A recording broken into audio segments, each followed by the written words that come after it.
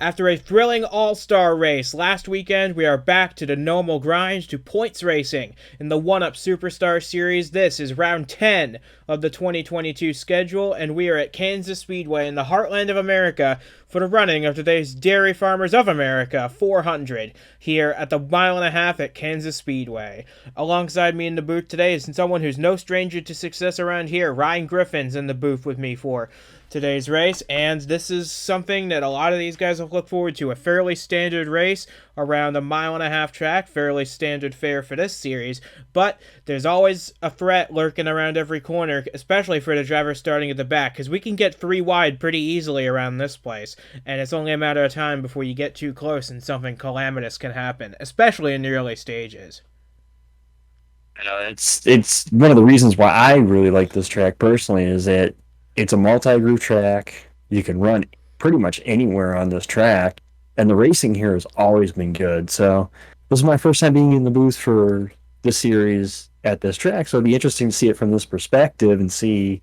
But I'm sure the drivers down there are going to have a blast today, and we'll see. We'll see what happens. And yeah, it's going to be starting in the back's going to be rough, but it's not necessarily impossible to get to the front at this track. This track is very good for passing. Especially if you have trouble ahead of you and you can somehow avoid it and get back on track, as we can now look at the full starting lineup for tonight's race. Justin Hutchinson gets pole position once again. He lines up in the first slot on the grid. Alongside him is 8-time series winner Stephen Hunter, and the 2020 champion lines up on the outside of the front row. Jeffrey Finguy lines up third, ahead of Devin Fair, who had a stellar performance in the All-Star race last weekend to finish third there. He lines up fourth today, alongside Anderson Reed, who rounds out the top 5. We've got a lot of big names starting up front, like Nick Ortiz starting 6th, Jared Polanski 10th, Christian Vargas, the defending champion, back in 14th, but we've got some other drivers starting pretty far down the field. We've got Cale Tescar Jr. starting 23rd, Bobo Jones 25th, and a lot of big stories are going to be worth keeping an eye on, seeing how these guys can get from the back to the front. But like you said, it's not going to be as big of a challenge as some other tracks, because like you said, a lot of passing opportunities, a lot of grooves available, and this is just going to be a great one, I imagine. As the pace car hits pit road, it leaves us in the hands of Justin Hutchinson and Stephen Hunter. Into the restart zone we go. The green flag is in the air, and we are underway for 81 laps at Kansas Speedway, and they're already fanning out. Look at William Brock dive to the inside. He rows back, but it's Justin Hutchinson with a good launch into turn 1 to get things underway here in the opening lap. Yeah, I said the pre-race about this track being multi-groove. I didn't expect it right from the drop of the green that they were going to go multi-groove, but yeah, and they're still 3 wide back behind Hutchinson as he tries to pull away here, and there's still 3 abreast back here. Oh, this doesn't. They're getting really close. This is starting to worry me a bit, but we've made it through the first lap cleanly. I don't think we're going to make it through the second lap cleanly, though. Looks like we got trouble in the back of the pack that's caused the field to spread out in a big way. And yes, okay, we've got trouble in turn 1. Nelson Reeves out of the race. Zachary Fitzwater tumbling down into turn 1. His race has come to an end already on the second lap. Felix Anderson with some heavy damage. Henry Thomas's day is done in the 8 car. He's out of the race, and we've got a lot of carnage going into turn 1. The caution flag is out, and Justin Hutchinson will lead him under the yellow flag ahead of William Brock and Emma Carter. But this has just been a horrendous start for a lot of guys who were hoping for good days, especially this 59, who we saw on his roof on only the second lap here at Kansas Speedway. Yeah, I was going to say, I almost wanted to say in the pre-race about how this track, because of the multi-groove racing, can lead to big incidents because of the speeds here, but I didn't expect that on lap 2, and Fitzwater, I think Finguy might have gotten the wall in that first lap deal as well, and I think that's why he's hitting pit road. A couple of guys hitting pit road to assess damage. Miles Mashburn is hitting pit road. He was running 8th. There you see him in the 72. Most of the leaders are going to stay out, though, as you see a lot of cars. Duke Anzac, he started 8th in this race. He's going to hit pit road. Mashburn with a little bit of damage as well. Sam Donato with damage. KJ Hayes with damage. This was a chaotic and frantic start to this race, and Duke Anzac's going to hit the pits to assess damage, but here it is on the opening lap, 3 wide, and Nelson Reeves is just in the middle, got nowhere to go. He gets squeezed by the 00. Oh, and by his teammate, Cale Teskar Jr. in the 02, and he gets hit by Henry Thomas in the 8, and it just stacks up from here, and oh, okay, yep, there's Zachary Fitzwater up on his roof, skidding down the... Tremendous hit for Fitzwater, too, to just get... I mean, he basically just gets slammed into the safer barrier, and it just puts that car on 2 wheels, and it just bicycles, and I mean, basically at that point, Fitzwater is just a passenger along for the ride. So Fitzwater, he was already running near the back of the pack where he started, and he sees the mess ahead of him, tries to slow up and avoid it, but he sees the 3 wide ahead of him. KJ Hayes gets turned down into Daniel Voiles, and from there it's just a big stack up, and, well, you see the result of it right here.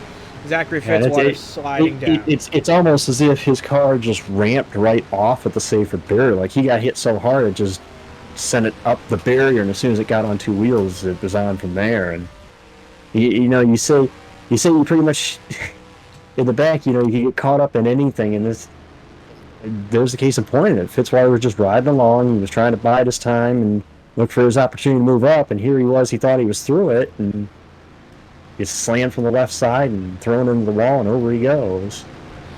The lights are out on the pace car now, so we will have 1 lap until we go back racing, and we'll go back racing on lap number 7, but we already have 3 cars out of this race. Nelson Reeves, Henry Thomas, and of course Zachary Fitzwater with some heavy, heavy damage on all 3 of their cars. Kason Cooper, you see him in the purple and yellow car coming up to join the front of the field. He is your only car 1 lap down in this race.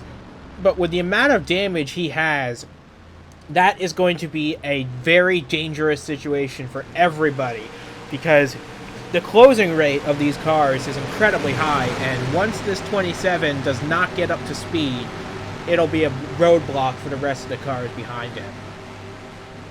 That's true, but with the multi-groove racing of this track, as hell, you've seen basically from the drop of the green, it's not like you can't pass here. I mean, it's not like you can not get around somebody, but yeah, he is going to be somewhat of a danger because he is so significantly slower than the rest of the field. But we'll see as we go back green here. And you can see Cooper already dropping like a rock through the field. He just does not have the speed in him to make gains. We're going to take a look back now. Cale Teskar Jr. gets through, but look at all these cars being held up by this 27. This is not at all what any of these guys wanted to see. They're just being held up unnecessarily so by the 27. I'm surprised they did not park this 27 for all the damage it has, and I don't think they're gonna get out of this cleanly. No, we don't. We've got more trouble again. And it's Cooper's teammate Jason Parker. It's the main... Oh, and we've got more cars. Sam Donotto, Jeff Bolton involved, Blair in the 19, and Brandon Beal. He was doing so well in practice earlier this weekend, but his race has come to an early end. Second caution of the day already, and we're only on lap number 8. And that was right on the same point of the track as the first incident. It was really right there off of turn 4, where it funnels off out of 4. The car, it looked like there was a car in the middle that washed up to the car on the outside and got turned. I mean, we'll look at the replay again and see for sure, but that's what it looked like from, at least from my perspective. Yeah, and I don't think Jason Parker is very happy with his teammate right now, as Sam Donotto goes way off the pace as they come to the yellow flag. That 00 must have a lot of damage. He's getting little help. And we've got one spinning under yellow. That's J.D. Martin in the 66 with a lot of damage on that Chevrolet. He was the winner in our last points race at Phoenix, so not at all the momentum. The momentum is not working for him. And we've got another spinner, and it's the other Robbers Racing car of Miles Mashburn. We've got a lot of chaos under caution, and and Sam Donotto's Justin Henley in the 42 gets run around. I don't think that 00 has any more brakes in it because he cannot get that thing slowed down. I think that's his race over as well. We'll see a replay of what happens to Sam here in a moment, but that is not the look of a car that has its brakes fully under it, because you saw him just plowing the car after car under the yellow flag. So I think those are his brakes gone, and that's his race gone as well here on lap number 10 already. Yeah, it's hard to believe how much chaos we've already seen, and as you said it's only 10 laps into this race, and we had at least 3 different incidents here under this most recent run here. So here's Brandon Beal on the bottom, he's pushing Jason Parker along, but Kason Cooper just stacks up the field, and I think Blair just got into Jeff Bolton, and he spun out the 76, and when Beal tries to rejoin the racetrack, all of a sudden there's no room, and it just collects all 4 of those cars. The BTB Motorsports team has not had a good day. All 3 of their cars were involved in that incident. The 27, the 37, and the 76 as well. And now, we're going to look at what happened. We're going to follow Sam Denotto for pretty much the entire rest of this lap. Because this is, all the rest of the chaos under this caution, I believe, starts with him. He didn't look like he had a lot of damage as a result of that contact. Maybe a little side impact, but maybe something along those lines, severed a brake line or something that just caused him to lose brake pressure, because as you can see, he did all his slowing down right there and not much else for the rest of the lap. There you see the 66's spin, so it looks like Sam didn't have anything to do with that. But everything else that happened under this caution, I believe it was the 00's doing. You can see him start to try and catch up to the rest of the field, and he's trying to slow down now, but he doesn't have the brakes to do it. And he just plows into the 72, sends him spinning, and yeah, this car is just broken, you can see, and he's gotten into the back of Justin Henley there as well. That does not look like a car that's going to be able to continue on in this race. Yeah, I wonder if he felt something down that front straightaway. That's probably why it slowed down so significantly. Because I think he knew something was wrong there, and evidently it didn't turn out well. But I was going to go refer back to Beal for a second. If he had just been in a different spot, he could have very well ended up like Fitzwater did in that first wreck, because he also hit the safer barrier pretty hard, but in Beal's case, because he didn't go the way Fitzwater did, he didn't go over. But still, 2 hard hits here in basically 12 laps into this race. And they said Kansas was going to be a wild one. I just didn't think it would be this wild. Yeah, add Sam Denotto and Brandon Beal to the list of retirees from this race. That list is now 5. We still have 36 cars still on the racetrack, 35 of them on the lead lap. Pace car pulls off. Justin Hutchinson has led from the beginning, but there's Kason Cooper on the inside yet again. And hopefully, this time, he'll be less of a issue for the cars behind him. But again, you can just see him not get up to speed. And yeah, the top 6 seem to have gotten away fine. And a few cars on the bottom maybe, but this 27 is just not running up to speed. Hopefully, once the pack gets strung out a little bit, this will become less of an issue. But regardless, Kason Cooper not having a very good day at all in this 27 car. Yeah, but we're going to have to watch this 3 and 4 pretty much the whole night, because this is where both incidents have happened. And yeah, Cooper's going to be slow out there, but I'm more concerned about the pack themselves, and there they go again, right there in turn 1. Yeah, and we've got 5 cars pinned up against the wall. It is Jake McMillan, Daniel Voiles, Daniel Bouchard, Jeffrey Finguy, who now gets clear of the incident, and Felix Anderson as well. They're all sliding along the wall. And I think they're just latched onto each other at this point. They've got nowhere to go. And I don't think I've seen the yellow lights come on. I think that we're staying green through all this. Yeah, you see the green light right there. We're still green despite 4 cars being magnetized together off of turn 4. But, yep, there they go. They finally get unstuck, and McMillan gets spun around. And I'm looking for the yellow flag. I don't see it. We're staying green despite all that. Because it was a single harsh spin. Of course, now the leaders are going to have to watch out here. Hutchinson, got to be careful navigating these solo cars as they catch them. But yeah, that's really weird. 4 cars, almost like a magnet. They all came together, but I think it was the fact that nobody had spun until right at the very end there that we stayed green through that whole thing, and we still are green. And we remain green, although McMillan's going to be coming into the pits to assess all the damage on his car. He has not had a good run of races lately, has Jake McMillan. He had a pretty lackluster all-star race last weekend, and this is just making things worse. He comes down pit road. He'll fall at least 3 laps down as a result of this. But he'll still be in the race most likely, and that's what matters. If he can hang on to grab some extra points here and there, that'll be helpful. But on lap 17 now, it is Justin Hutchinson ahead of his teammate Nick Ortiz by, as they cross the line, the gap is about 0.4 of a second between the two teammates, Hutchinson and Ortiz. William Brock having a nice run in 3rd place ahead of Emma Carter 4th. Cale Teskar Jr., remember, he started like 23rd in this race, and he's already up in the top 5. Yeah, remember what I said about you can easily work your way from the back? The O2 is pretty much a good example of that, and also with all the chaos we've had, you can also benefit when chaos happens in front of you, and well, he's definitely benefited from both situations.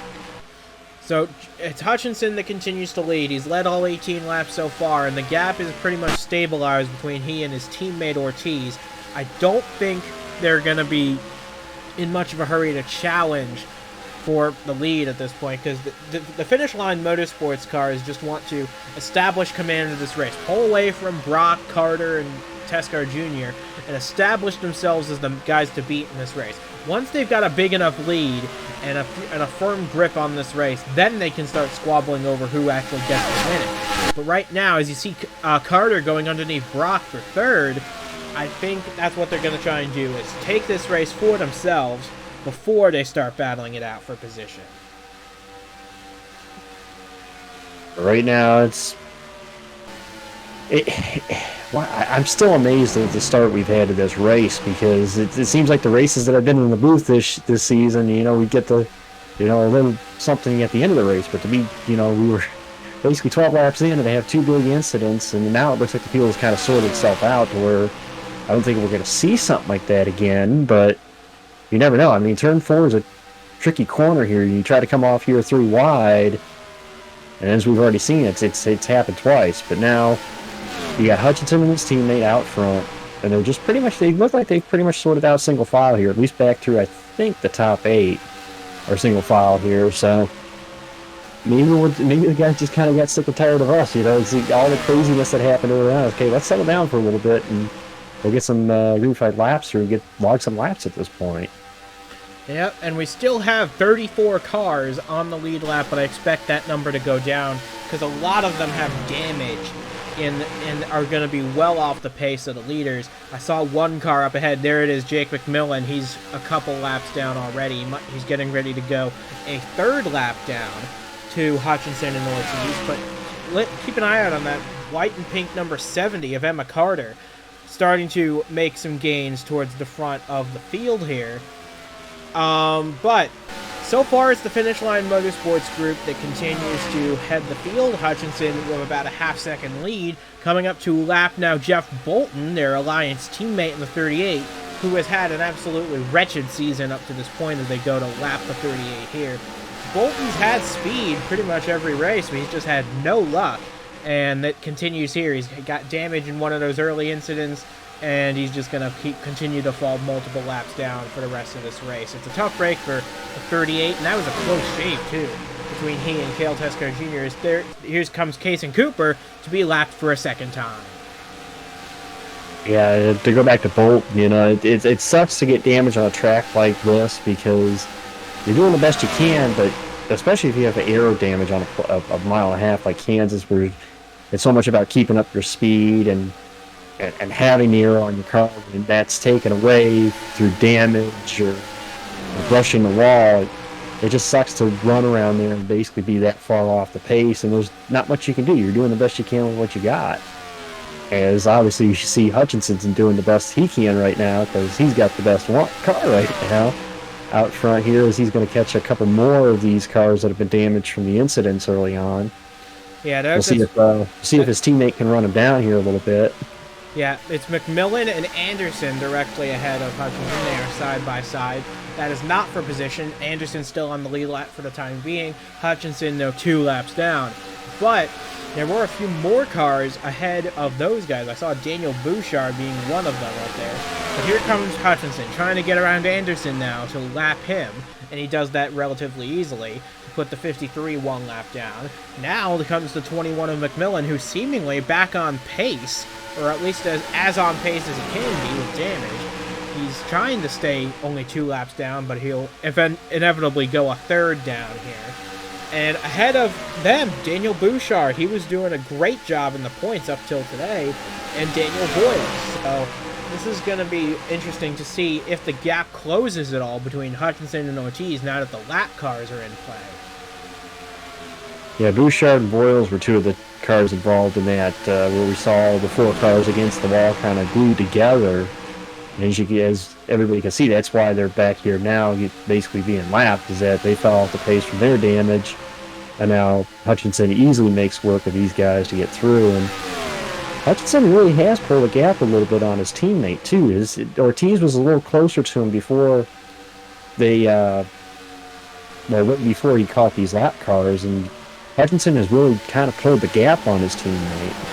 Yeah, it's up to almost a full second now between Hutchinson and Ortiz, and now Ortiz has to deal with the same 3 lap cars that Hutchinson had to deal with. So, and now that they're side by side ahead of the 91, he's going to be forced to take a line he doesn't want to.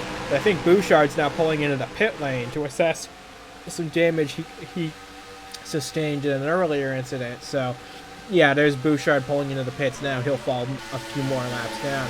But now William Brock and Cale Teskar Jr. trying to deal with a few of these lap cars, but no such problems for Justin Hutchinson. He's smooth sailing by a second over Nick Ortiz. We're coming to 50 laps to go this time. Well, it'll be interesting to see if Hutchinson can actually close the deal, because I remember when we did Vegas, he had a very good car at Vegas, and the track he had won at previously before, again, 1.5 miles. And Kansas is a little different than Vegas as far as 1.5 miles goes, but it's another 1.5 miles. He's shown speed this year. It's going to be interesting whether or not they can actually, finish it out. Keep in mind, of course, as Ortiz continues to fall further behind, Hutchinson has led the most laps this season out of anybody, and he has not won a race this year. His last win was at Las Vegas, as you rightly mentioned, last season, and that was quite a long time ago, as a matter of fact. It was 18 races ago that Justin Hutchinson got his last win. That is quite some time in his books. I'll say this, that 02 car may have something to say about that 10 car lead, because that 02 has really come from as we stated earlier, he came from the back of the pack, was 5th, he got around the 2 cars ahead of him, and now he's all over Ortiz trying to get second as they catch these lap cars. He may get Ortiz here, and I don't know, Hutchinson may have a challenge on the horizon. This 02 can never get around Ortiz. I think Ortiz is just playing defense on Teskar Jr. at this point. But while one Toyota makes a charge through the field in Cale Teskar Jr., another one is unfortunately out of this race in the 30-lap range, and once again Emma Carter in the 70. She was having such a strong run up in the top 5 to start this race, but once again the engine lets go, just as it was in the All-Star race. The engine lets go on her BWT Toyota, and that is her race done at Kansas.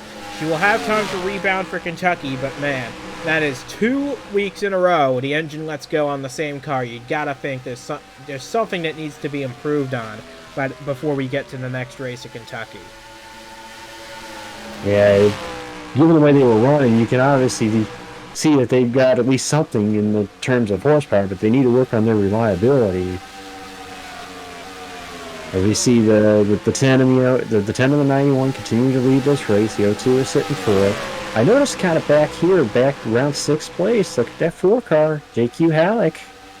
Another one that's shown speed in the recent weeks, and following the unfortunate deal that happened a couple of weeks ago for him.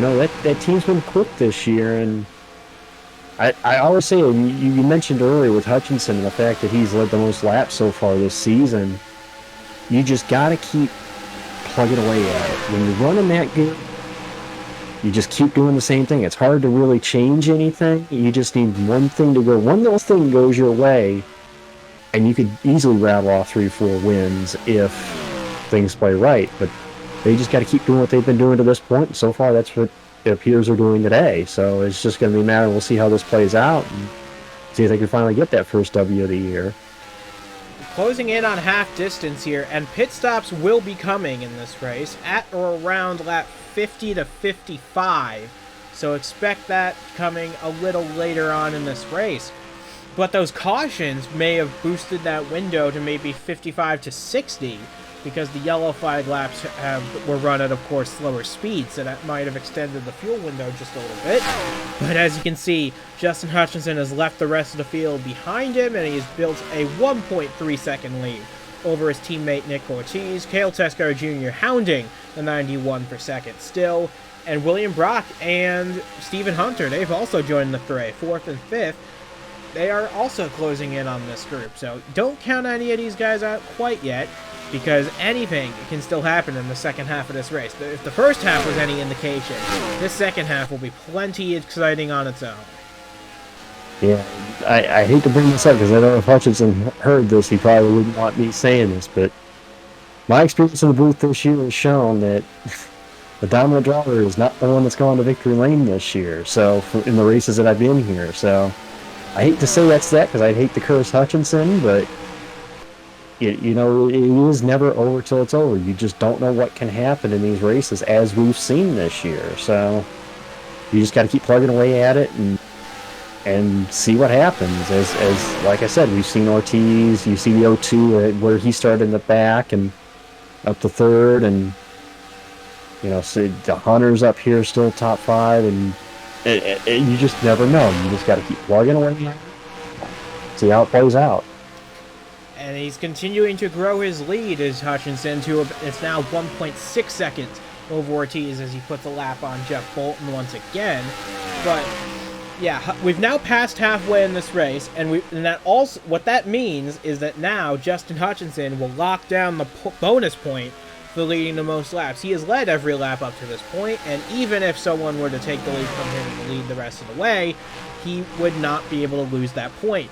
But I don't think anybody is going to pass him at this point in time because he has a 2.1 second lead, but it's over someone new. Cale Tescar Jr. has gotten around Nick Ortiz for second, and so is Stephen Hunter in the 51, making a move now up into the 3rd position, dropped the 91 back to 4th in this race. He had a real bad 1 and 2, and that cost him 2 spots to the 02 and the 51 as well. Yeah, I said I'm curious to see what's going to happen if this 02 could get to second.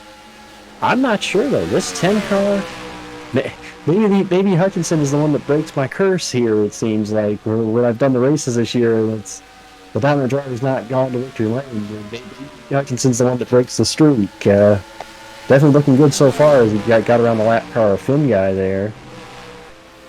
And Tescar Jr. dropped that gap by a 10th that lap, which is a good sign, but I think what's going to determine the outcome of this race is who gets in and out of the pits when.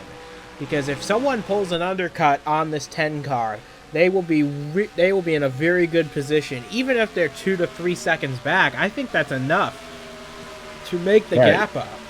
And you mentioned pits. You mentioned pit stops. We've seen it already this year that pit strategy has changed the outcome of a race. So it can happen. I'm not saying we're ready to hand Hutchinson the trophy here. I'm just saying that with the lead he's built, the car he looks like he has, as long as the pit crew can nail a solid stop, it's going to be tough. It's going to take one of these guys back here trying pit early, try something a little different, or play some sort of strategy to try to get ahead of him. And meanwhile, Hutchinson's teammate Nick Ortiz, not so lucky. He's fallen back to the 5th spot under pressure from Christian Vargas, who's gotten around Ben McDonald for 6th, and now Ortiz repasses William Brock to move back up into the 4th position. So Ortiz starting to find a little bit of speed back once again, but coming up on the round of pit stops within the next, I believe, 5 to 10 laps. And Hutchinson, his lead continues to stay at about 2.3, 2.4 seconds. But now we've got a battle for second between Tescar Jr. and Hunter. That could determine a lot for Hutchinson. If these two start battling for a while, that could allow Hutchinson to pull out a big enough lead to where even if they do get an undercut on him, it won't matter. He'll still keep the lead because of the lead he built on the racetrack. I'll say this too. We also kind of, to use a phrase here, we're kind of seeing a little bit of the rise of the Toyotas here. You got Task Cars running second. You got Hunter in third. You got the 54 Vargas is up to sixth. And Where did these Toyotas come from? J.Q. Halleck ninth, and Roberto Crown Jr. They are also in the top 10, albeit 5 seconds off the lead. But you're right, that is half the top 10 currently being occupied by the Toyotas right now. But it's still a Ford leading the way in Justin Hutchinson. He has led all 49 laps so far. I'm just really curious as to how these pit stops are going to shake themselves out, because we only have 27 cars left on the lead lap. And it's going to be very interesting to see what happens, because I think at least 4 or 5 of those are going to fall off the lead lap by the end of this race. It's just going to be a matter of time before we figure out what the outcome of this is, as we now have 30 laps to go. And Hutchinson continued to just basically put it in cruise control and go out there for, I guess you could say, a Saturday night drive, because we're under the lights. But I mean, he's just, there's never is that there isn't a feeling like that where when you're out there, you got a dominant, you got a very good race car. All you're just basically doing is try not to fall asleep at this point. And I mean, he is just on rails. He's got a good enough lead. I don't think at this point he has any lap cars in front of him at the moment, so he's just trying to maintain to this pit stop. And his pit crew gives him a nice solid stop, and maybe they can cruise on and get the dub at the end of the night. Yeah, there is this threesome of lapped cars. KJ Hayes, Jason Parker, and Duke Ansack. They will be caught by the 10 fairly soon. But other than that, I don't see... You're right. There's not... Other than those three, there's not many lap cars for Hutchinson to get around. And we are in that window now for pitting. So Hutchinson... If I were Hutchinson, as soon as I catch these guys, I'd be into the pits. Because there's no point trying to pass them and risk losing time to Teskar Jr. and Hunter. So, or you can just go to the apron and pass them that way and build up even more of a gap. Of course, I'm not a crew chief, and I would never want to be, because these decisions are always so influential. But it's just a matter of time before these guys start to hit pit road, and maybe Hutchinson's just hoping to build more of a buffer between himself and the O2 before he decides to come into for a pit stop. The think about with Hutchinson too is if he's got as good a car as we've seen, I think it was I think he had no choice but to go to the apron like he did because of the closing rate. I mean, I think that car is so good right now that he just closed so quickly on those cutback cars. He didn't have the option of backing off and trying to peel for the pits. He just figured it was safer to just go around them, Yep, but now that he's clear of the lap traffic, he's still not coming in, which is an interesting thing to note. The pit window is open, and basically anybody who pits now, they will be able to make it to the end of this race easily. It's just a matter of how much of the tire's fallen off, how much fuel do you have left, and keep in mind there are a few guys who pitted under those early rash of yellows. They could try and stay out a little longer and hope for a third yellow to try and slow up. As Hutchinson now slows down, he's going to make a move for pit road. I also noticed, too, that Hunter got around Taskar on the track, too. So the 51 will actually take over the provisional lead here, as Hutchinson has hit pit road. That is absolutely correct. Stephen Hunter now assumes the race lead. This is the first time he's led in a while, and that's as Echo Ross hits the pit lane, Devin Fair, Duke Ansack, Felix Anderson. There is Justin Hutchinson coming into the pits for a 4-tire change and fill it up with fuel. Curious to see Hunter and Teskar, they all stay on the racetrack for an extra lap. And interesting, they're going to try and hope for an overcut being the right way to go, as now Roberto Crown Jr. makes a move to pit road as well, but most of the leaders continuing to stay out here. I'm wondering how long they're going to stay out there for, because we've seen, I'm not sure how much the tires are falling off, if they're falling off at all. Hunter continues to stay out, but here comes Teskar Jr. and Ortiz and a lot of others coming to pit road here. This is the time for the money stops right here. I'd be interested to see this too as far as tires, because I can recall that, not obviously this series, but a regional series I ran here he actually won a race here basically doing an overcut. So I know an overcut can work at this track, but it's all a matter of what the tire wear is with these cars. And the other reason these guys are also staying out is you came in with Hutchinson and the lead he had, you weren't going to catch him. You have to try to do something different than the leader if you're going to try to beat the leader. And it seems odd to do an overcut versus an undercut, but who knows? We've seen stranger things happen this season, so we'll just have to wait and see which strategy actually plays out and which one actually works.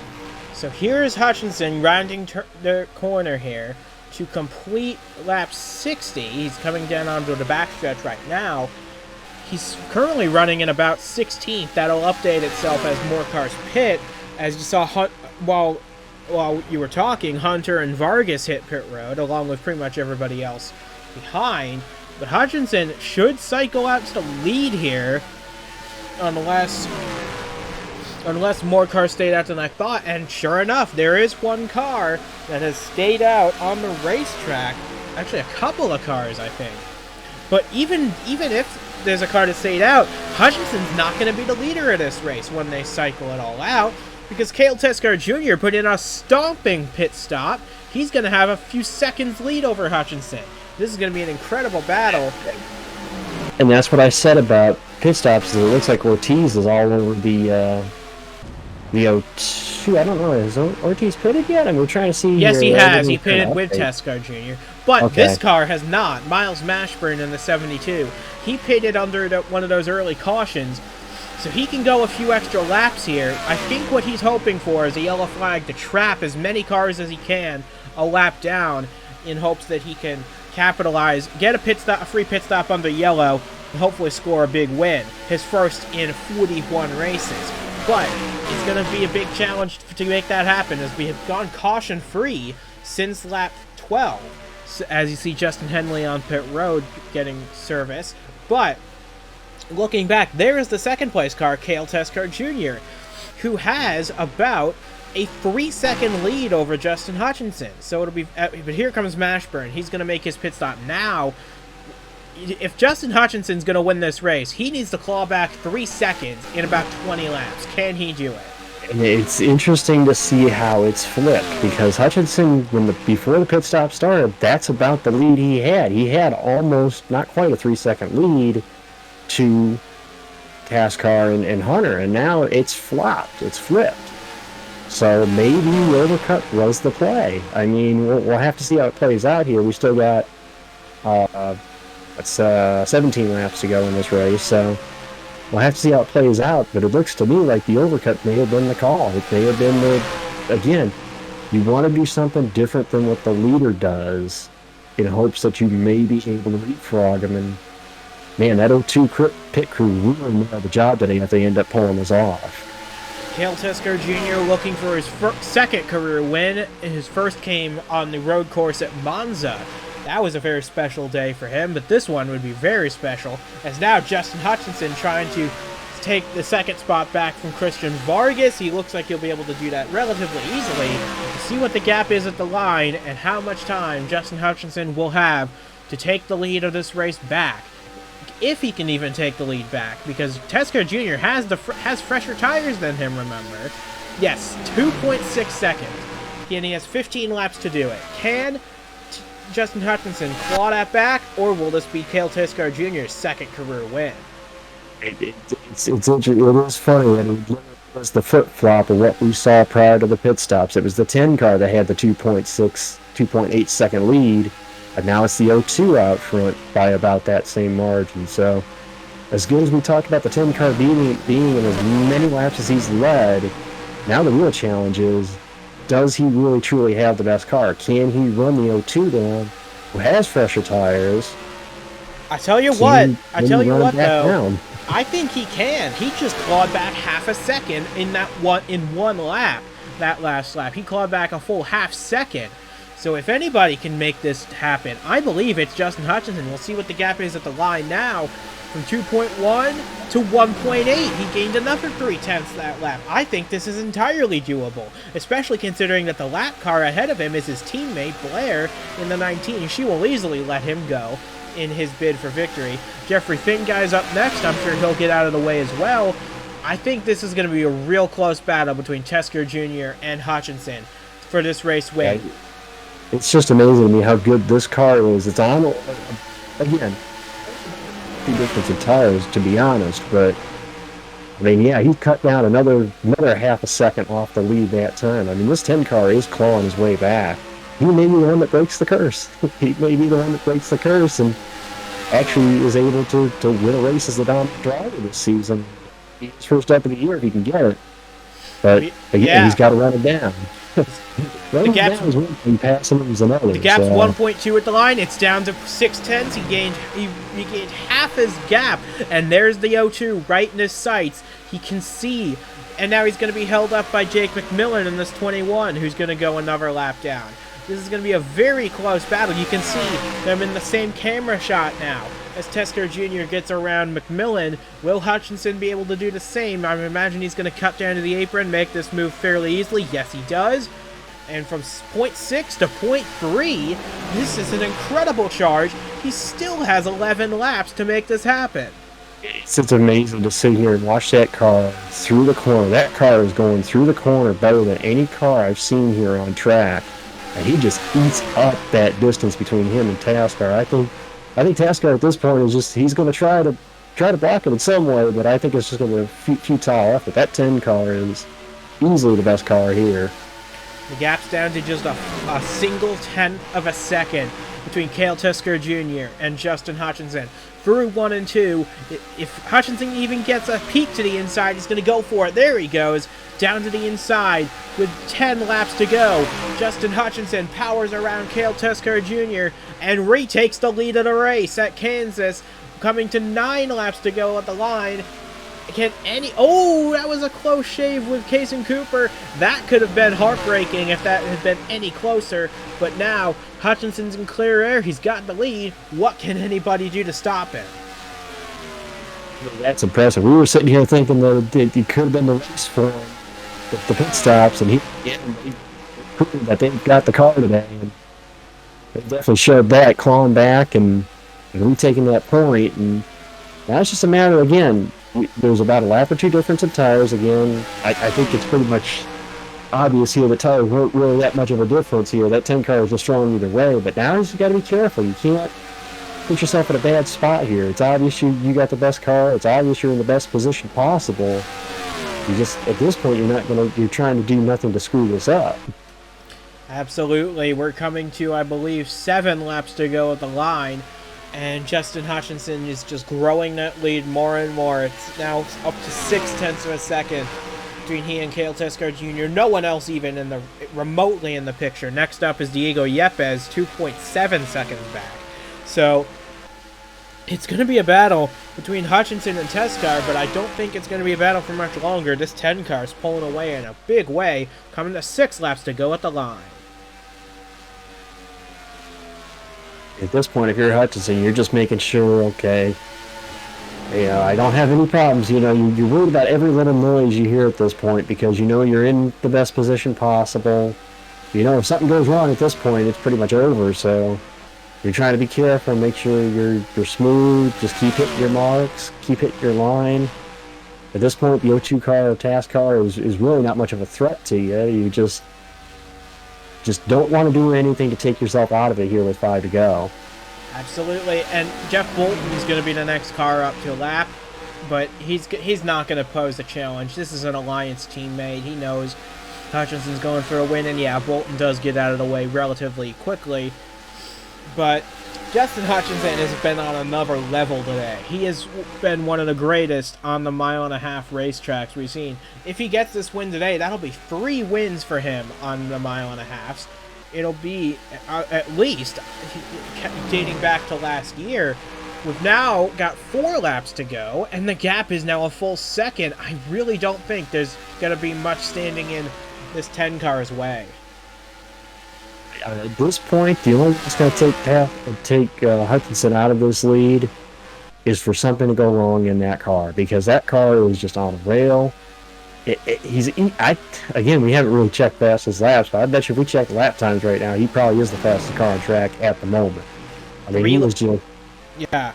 We've got 3 laps to go now, and even if a yellow flag were to come out, as long as he's not the caution cause himself, this race would end under yellow, and that would just give him the win anyway. So Hutchinson's just hoping to see a flag of any kind and hope that he's not part of the problem, as now we have 2 laps to go at the line from Kansas.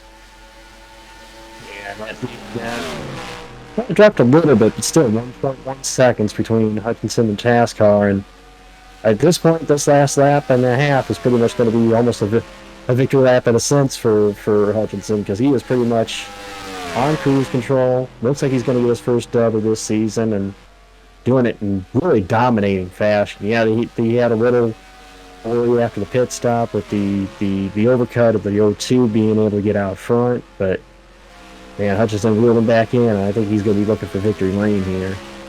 1 lap to go. Now half a lap to go from Kansas Speedway. Yet now, Justin Hutchinson, his last 2 wins have come at Las Vegas. He's gonna come to love Kansas here too in a moment. As coming off of turn 4 for the final time, it will be car number 10, Justin Hutchinson, for finally his first win of the season, and he does it at Kansas Speedway. Hutchinson wins here in Kansas. Cale Tuscar Jr. held on as long as he could, but it just wasn't to be. Second will do for him. Roberto Crown Jr. made a late charge through the field at the end. He takes the final podium place in 3rd. Diego Yepes, a pleasant surprise in the top 5, comes home 4th, ahead of Christian Vargas, rounding out the top 5. Nick Ortiz fell back to 6th. William Brock, after a strong day, in 7th. Mark Davey, 8th. And Stephen Hunter, 9th, with Ben McDonald rounding out the top 10. But in all honesty, with 3 Finish Line Motorsports cars in the top 10, this was Justin Hutchinson's day from the moment the green flag dropped. He had to survive a few restarts to get there, and he had to make a late race charge from the pits. But this was Hutchinson's day, and I don't think anybody would have challenged that. Easily the best car today, and you tip your hat to him because he had to survive the chaos early on. Granted, he started on pole, so it helped with surviving the early chaos, and tip your hat to the team that prepared that car, because for him to charge back after being down 3 seconds after the pit stop to build his lead basically back to 1.1 seconds, that's definitely a good hot rod that they've had today, and they obviously fully deserve this race after just basically spanking the field here. And from 1.5 miles this week, we go to another one next week, and another race in the heart of America in Kentucky Speedway. Remember how fun that was last year? We're doing it again this year for Kentucky Speedway, round number 11 of the 2022 1UP Superstar Series. I'm sure Justin Hutchinson will be happy we're going to another 1.5 miles, because he sure seems to love these places, and I'm sure you're going to love it too. Well, we're going to see you in a week's time for that race. You're going to look forward to that one as well. So, from Ryan Griffin and from myself as well, we say goodbye from Kansas Speedway. What a wild ride we had today, from the chaos in the early goings to the late charge at the end. Justin Hutchinson fully deserves this one. He is your winner after a wild day here in the heart of America at Kansas Speedway.